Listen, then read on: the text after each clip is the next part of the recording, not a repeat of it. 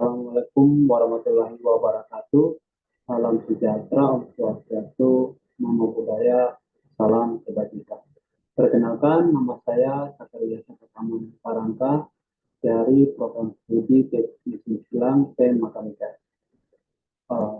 Di sini saya akan mempresentasikan jurnal saya dengan judul Optimalisasi Uji Kerja di T5973 di TTX.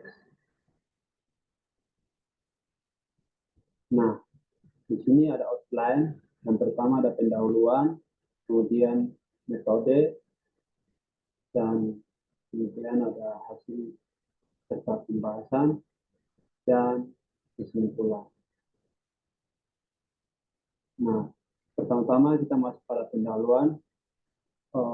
Di era sekarang, pertumbuhan ekonomi yang semakin masif. Hal ini berbanding lurus dengan meningkatnya konsumsi listrik masyarakat yang terus berkembang setiap saat.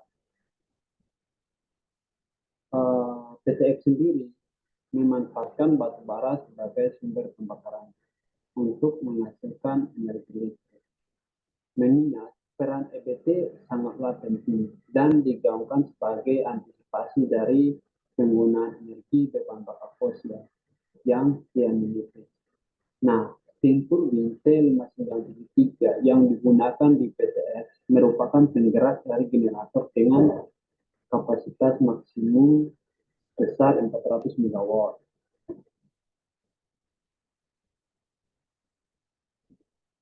Nah, selanjutnya kita masuk pada metode penelitian. Nah, dimulai dari studi lapangan dan studi literasi. Nah, studi lapangan ada observasi sama dokumentasi. Kemudian di studi literasi ada melalui internet sama melalui buku literasi. Nah, setelah itu kita masuk pada pengumpulan data.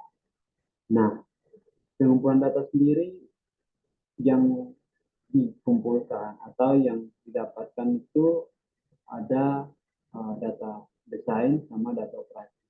Nah, setelah dikumpulkan, kemudian dilakukan evaluasi. Apanya yang dievaluasi? Yang dievaluasi adalah desain, kondisinya, sama operasi. Nah, setelah dilakukan evaluasi, kemudian yang dilakukan selanjutnya adalah modifikasi. Nah, yang dimodifikasi di sini yaitu temperatur inlet sama pressure outlet. Ada dua. Yang pertama itu temperatur inlet, kemudian yang kedua pressure outlet. Nah, setelah dilakukan modifikasi, kemudian selanjutnya itu dilakukan optimalisasi. Kenapa dilakukan optimalisasi? Karena setelah dilakukan evaluasi terdapat beberapa problem sehingga steam turbin tersebut dilakukan optimalisasi dengan cara memodifikasi beberapa komponen-komponen yang terdapat pada steam turbin tersebut. Nah, setelah dilakukan optimalisasi, kita melakukan perbandingan antara optimalisasi dan evaluasi. Nah, setelah dilakukan perbandingan, setelah ketemu kesimpulan. Oke, selanjutnya kita masuk pada hasil dan pembahasan. Nah, di slide berikut ini terlihat rekapitulasi dari hasil perhitungan antara evaluasi sama optimalisasi. Nah, di sini sudah direkap berbagai hasil dari kondisi desain, kondisi operasi, sama kondisi optimalisasi. Nah,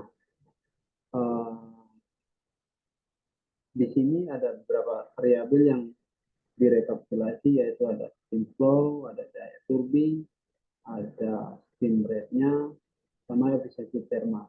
Nah, saya ambil salah satu contoh. Nah, di sini kalau kita lihat efisiensi thermal kondisi sentropisnya, nah kalau di kondisi desain itu hasilnya itu 41,56%.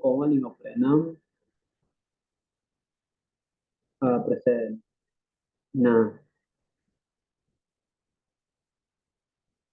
selanjutnya dilakukan evaluasi, ternyata efisiensi termalnya itu menurun. Jadi dari 41 menjadi 41,56 menjadi 41,55. Nah, gimana caranya biar efisiensinya naik? Nah, dilakukan optimalisasi dengan cara memodifikasi temperatur inlet sama pressure outlet yang sudah dijelaskan pada slide sebelumnya. Nah, kemudian setelah dilakukan optimalisasi, nah ternyata efisiensi termalnya naik, yang mana dari 55 jadi 41,57%. Nah, jadi itulah manfaat atau tujuan daripada optimalisasi. Nah, yang berikutnya itu ada yang terakhir, kesimpulan. Nah, dari hasil pengamatan berdasarkan perhitungan evaluasi dan optimalisasi, bila dibandingkan kedua-duanya dapat disimpulkan bahwa yang pertama, steam turbine beroperasi pada beban sebesar 342 MW, yaitu 83% dari kapasitas maksimumnya, yaitu sebesar 400 MW. Nah, hal ini dikarenakan kebutuhan produksi listrik harus memenuhi suplai kebutuhan konsumen. Jadi turun dan naiknya daya yang dihasilkan itu mengikuti kebutuhan supply juga. Jadi itu salah satu faktor juga. Nah, kemudian yang kedua, setelah dilakukan evaluasi steam turbin tersebut, jika dibandingkan dengan data desain, efisiensi termal aktual mengalami penurunan sebesar 0,02% dari 44,56% menjadi 44,55%, sehingga kinerja turbinnya menurun. Nah, kemudian yang ketiga, setelah steam turbin dioptimalisasi berdasarkan kenaikan tekanan inlet yang tadi dimodifikasi dan pressure outletnya, yang mana tekanan inletnya itu atau P1-nya itu dari 169,4 kg per cm kuadrat menjadi 168 kg cm kuadrat. Terlihat bahwa terjadi penurunan laju aliran massa sebesar 0,04% dari 786795 kg per hour menjadi 786839 kg per hour. Dan kenaikan efisiensi termal aktual sebesar 0,04% dari 44,55% menjadi 44,57%. Nah, jadi itu kesimpulannya. Saya rasa cukup dari saya.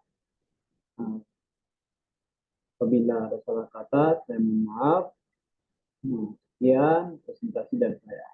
Wassalamualaikum